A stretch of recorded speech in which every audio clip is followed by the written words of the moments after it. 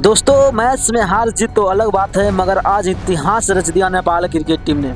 और नेपाल ने बता दिया और समूह को दिखा दिया कि देखो, हम नेपाली खिलाड़ी कहीं भी जाते हैं तो अच्छा ही प्रदर्शन करते हैं। यानी कि वो उनका कहना साफ साफ था कि आज नेपाल ने एक ट्रॉफी नहीं उठाया, बल्कि 3 करोड़ 4 करोड़ नेपाली का सपना लेकर आया है।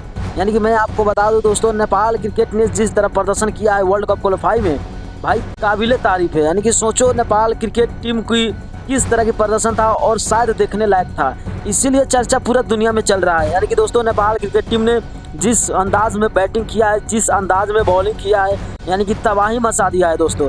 यानी कि इसीलिए नेपाल क्रिकेट टीम इतना हाई लेवल में जा रहा है। यानी कि पूरे दुनिया में चर्चा चल रहा है सिर्फ नेपाल नेपाल नेपाल। एक नेपाल ने वर्ल्ड कप क्वालिफाई किया तो खाली नेपाल का फैंस खुश नहीं है। यानी कि इंडिया से लेके पाकिस्तान से लेके ऑस्ट्रेलिया, श्रीलंका, वेस्ट इंडीज जैसे जितने भी बड़े बड़े देश हैं, सब सोच रहे हैं कि भाई वो नेपाल जो कभी संघर्ष करते नजर आ रहा था, आज वो नेपाल इतिहास पर इतिहास रच रहा है। यानी कि नेपाल क्रिकेट टीम ने इस तरह की बल्लेबाजी किया इस टूर्नामेंट में, शायद सोचने लायक था। और बॉलिंग की भाई बात ही नहीं करो तो अच्छा है। यानी कि बॉलिंग तो भाई तबाही था, तबाही। यानी कि इतना कॉन्फिडेंट के साथ बॉलिंग कर रहा था बंदा कि अगर हम लोग 120 और 30 रन भी लगाएंगे तो मैच जीत जाएंगे।